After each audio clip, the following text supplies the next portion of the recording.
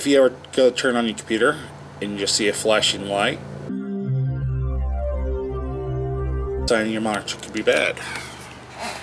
Let's see if we can fix this here monitor today.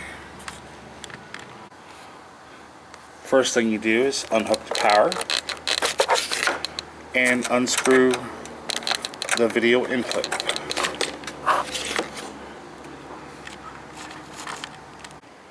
It is highly recommended you lay the monitor face down on a foam pad,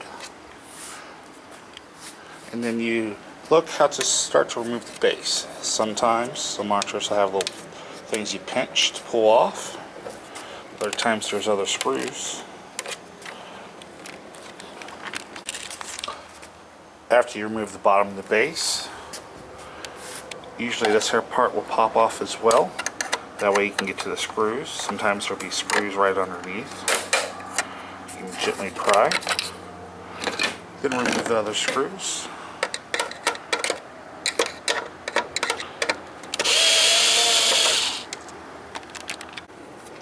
After removing the screws, it should lift straight on up. And you should look around the edges. There should be a few other screws around.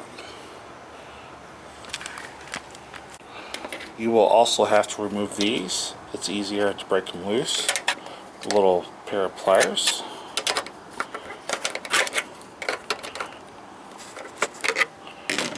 Then you can hook a little pair of hemostats onto it and twist them the rest of the way out.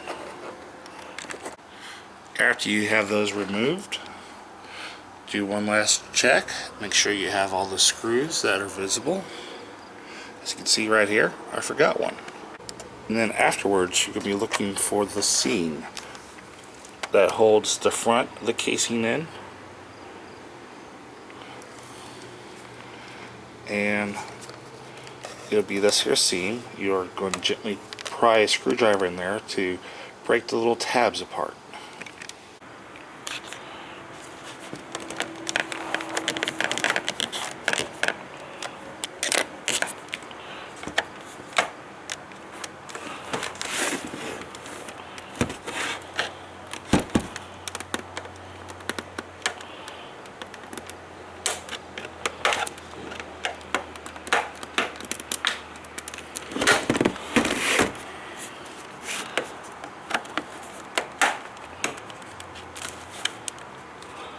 This would void your warranty. You should only do this if your monitor is out of warranty and won't turn on.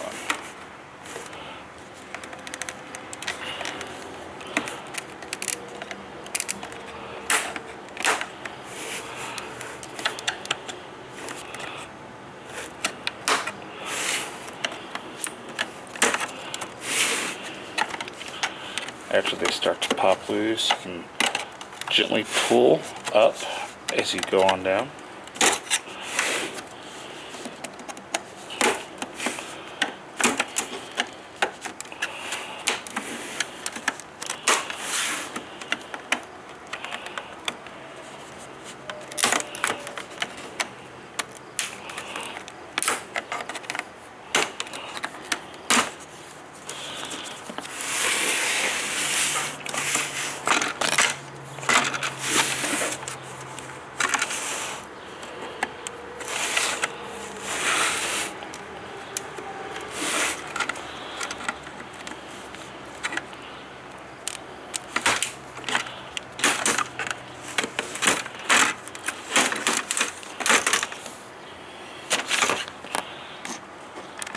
After you have removed the front cover, you should be able to lift up. You might have to wiggle it just a bit. Let's go ahead and remove that part.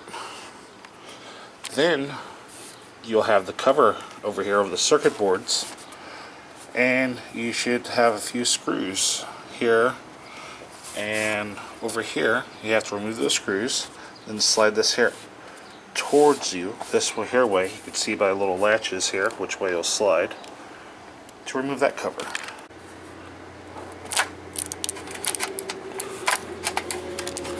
Sometimes there might be the foil tape here, a ribbon cable that you might have to gently pry loose.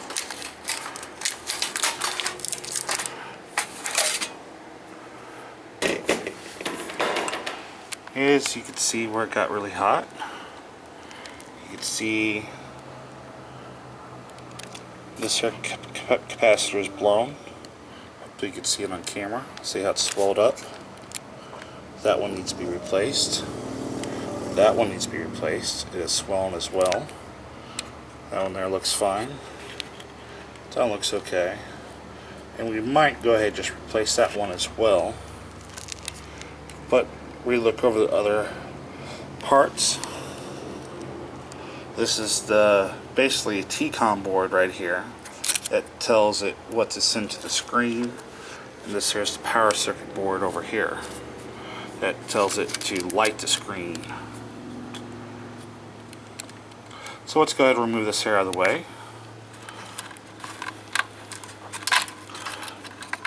Remember where the cables are hooked up. If you need to, you make markings.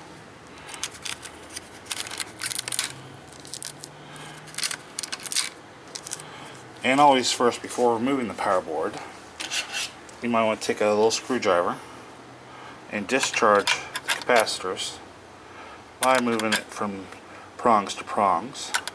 That way you don't get an extra shock out of it.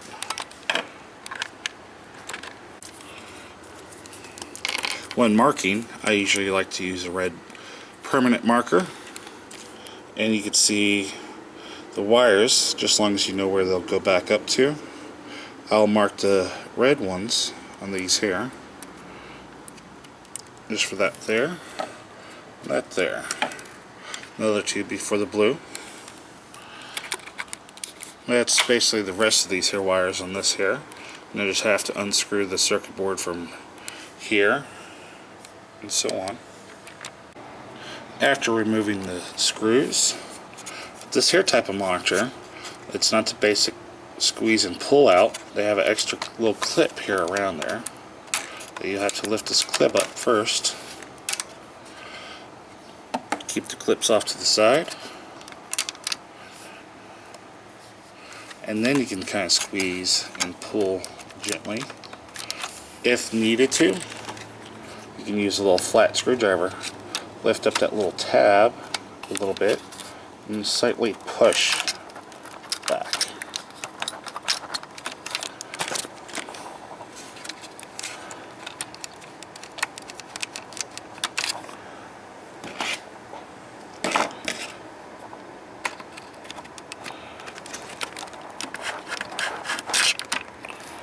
And go like that to the rest of the power boards.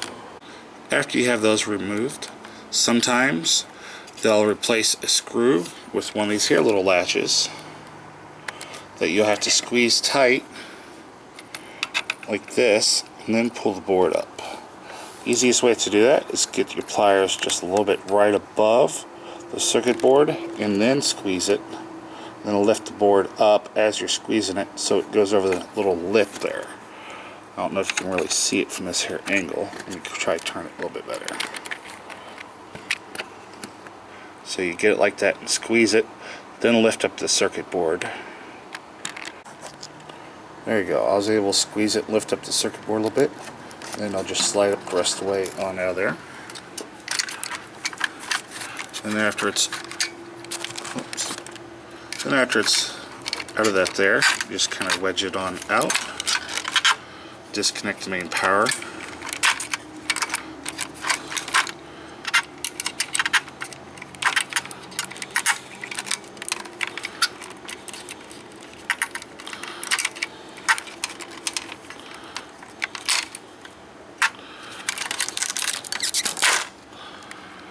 And now we can heat up the soldering iron.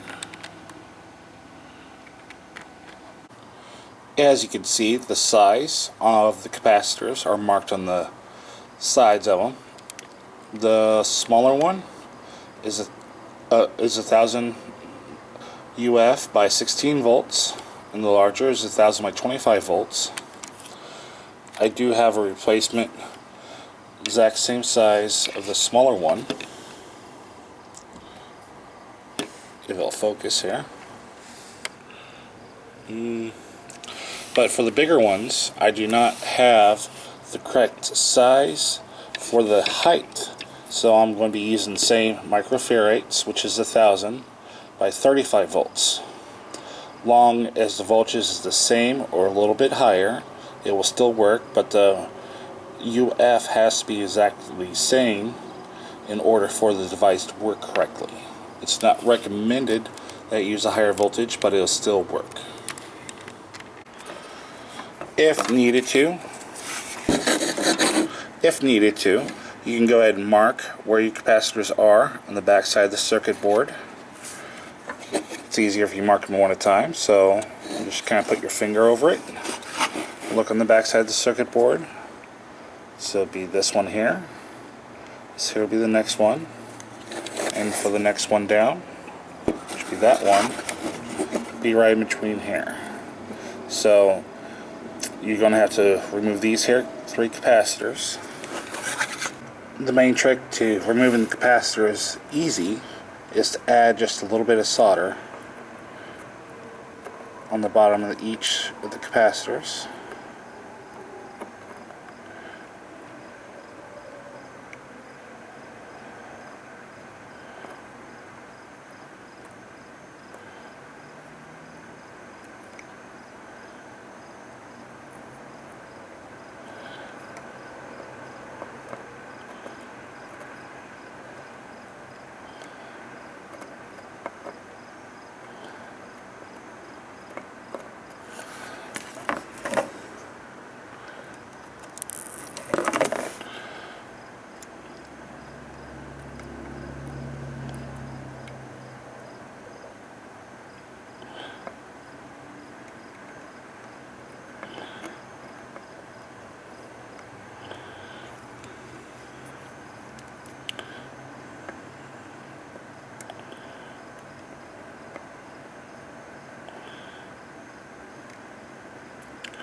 It is not recommended you drink a lot of coffee before you do this.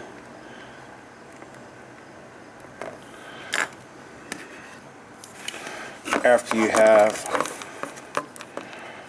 a little bit of solder on each, grab a hold of the bottom of one of the capacitors with a finger, heat up one side and pull it towards one side that you're pulling.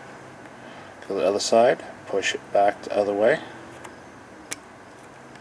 Go back and forth.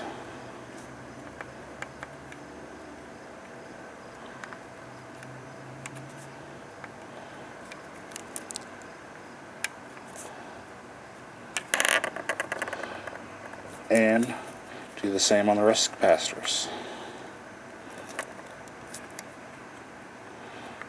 The little smoke that comes off of it, do not inhale.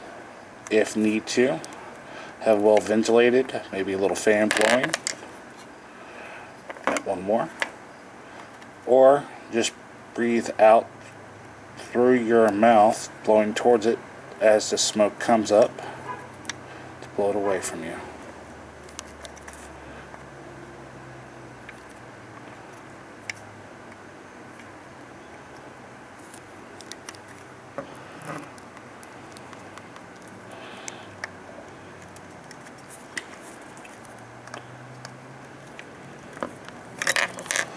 Alright, we'll clean these here up a little bit before we put the new caps in.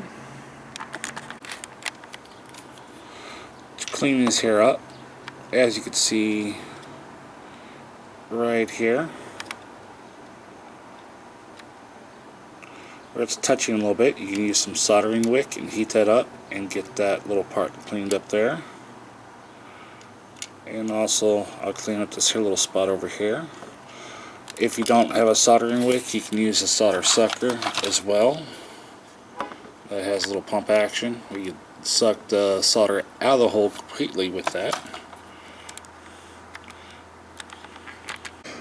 One thing I forgot to mention earlier, on the capacitors you'll see that negative side will have a stripe. That means this here lead is for the negative side, and most circuit boards will be marked out with the white part. With some motherboards, they'll be reversed. Mostly I've seen that on HP or Dell motherboards. but this one here, if you're not sure and you already took out the capacitors, you can look at the other capacitors and see the white part on this here side is with the actual white negative part on the circuit board. To get the capacitors ready to be put in, I usually like to snip them about 3/4 of an inch down and at an angle. About that way, so that way when they're cut, the pins are at an angle, so it's easier for them to go in than a flat area. So let me cut it right about that angle there.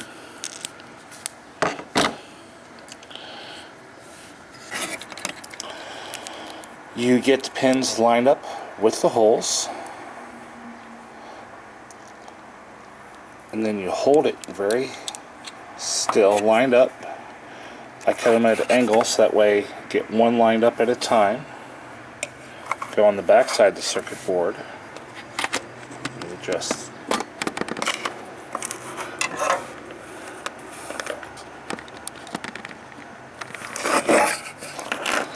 And on the back side of the circuit board, you heat up the long pin first.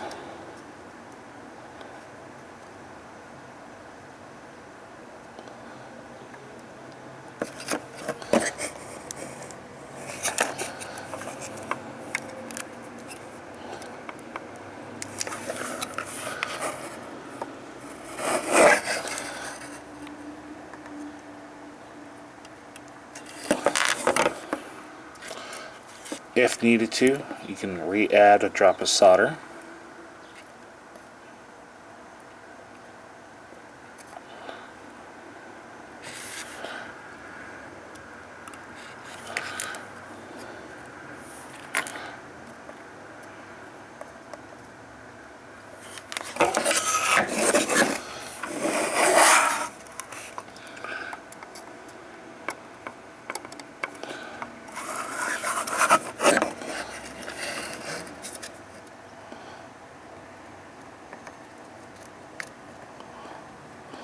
After it starts to poke through, make sure you get your other leg lined up in the other hole. Then you just do a gentle motion going back and forth, from one leg to the other leg. Make sure it's lined back up. See, now I got this side in. Now I need to push it this way as I'm heating up the bottom of this here side so it goes further.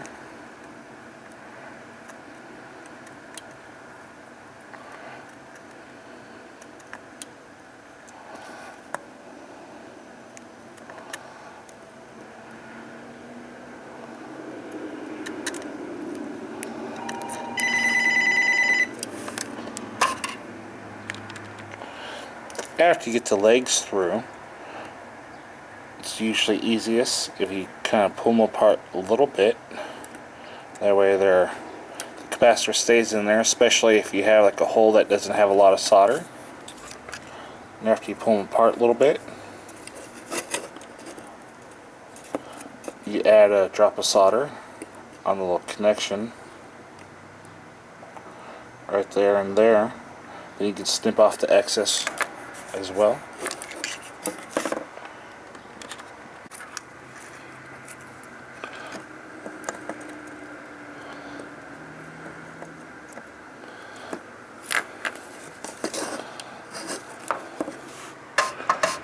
Now you repeat with the rest of the capacitors.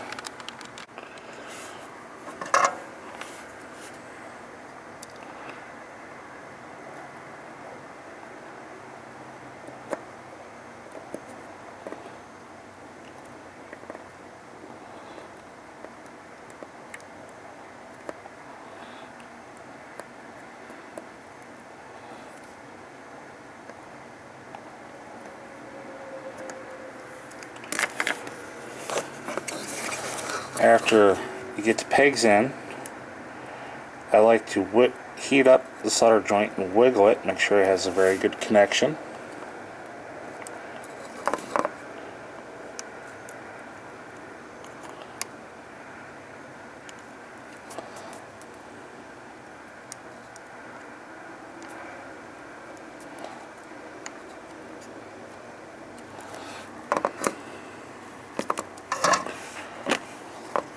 Then go ahead and snip off the excess.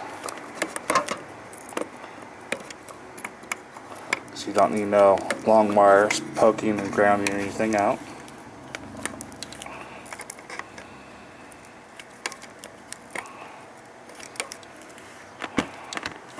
Recheck your connections. This one here needs just a little bit more. You probably just heat it up and remove it, about like so.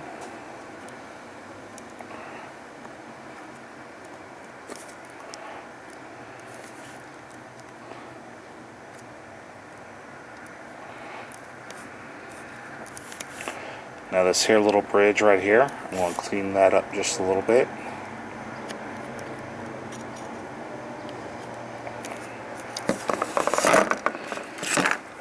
If needed to, get a little bit of the solder wick. And with the solder wick,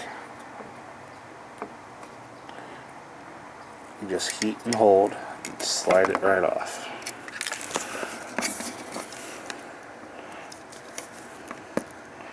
If it removes too much solder, you can just reapply just a little bit.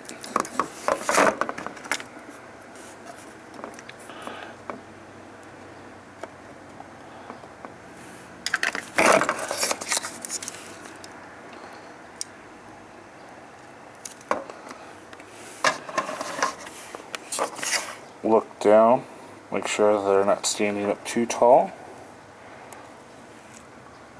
If they are, you can use a different pair of snips to cut them off more flatter.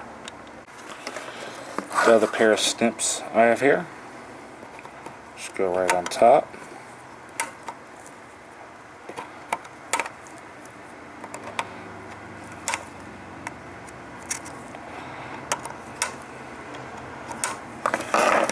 Make sure all metal shavings are off. Now it's ready to be tested out. Now if you remember the one peg, we're going to have to slide the board up underneath and back down the peg first before putting in the screws. So you can kind of bend the other wires out of the way. Slide it in there.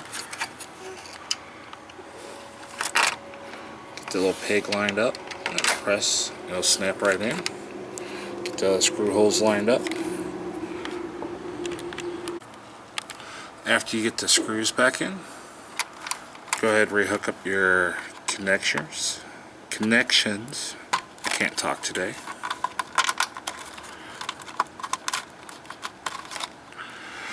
Rehook up the main power.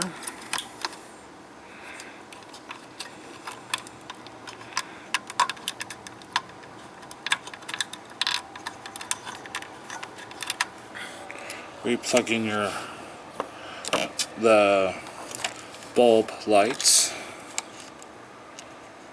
and re-put your little safety things so that way they don't pop back out.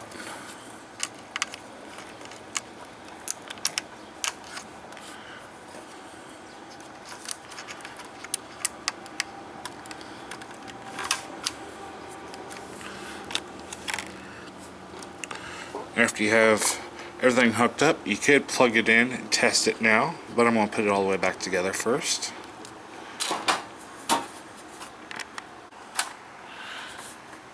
Remember to get it lined up, and then you can slide it up in place. That way you can re-put your screws back in and reattach the foil tape.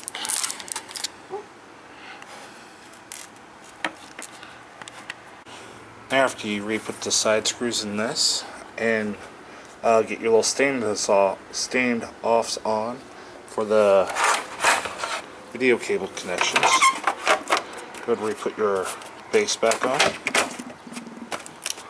then flip it over, and that's when you lay your front cover on. If you took it off gently enough, it should snap right back on.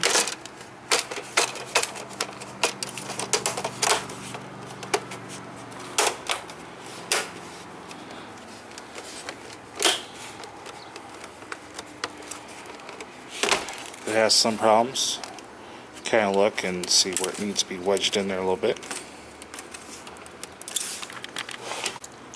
Then go and re-put your screws back in and screw them up. After you get the side screws in, re-line up your base and then re-put those screws in. It's difficult with one hand. Usually the plastic covers will just snap back on. And the base, this here type of base, it pops on. There's other types that'll have a little screw.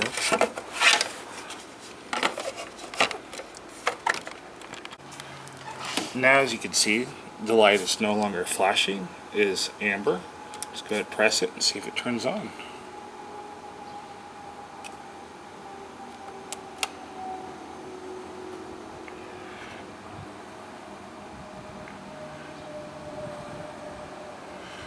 No signal. Let me change the video output real quick.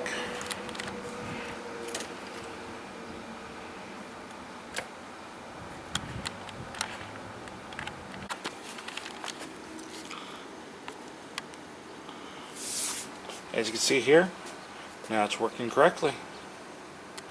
Thank you for watching. If this has helped, please subscribe, and I got many other tips coming up now. Also, one last thing, to clean the screens, you just use regular Windex and a soft paper towel. Just lightly mist, and then clean with paper towel before it runs down too far. You don't need no expensive cleaner.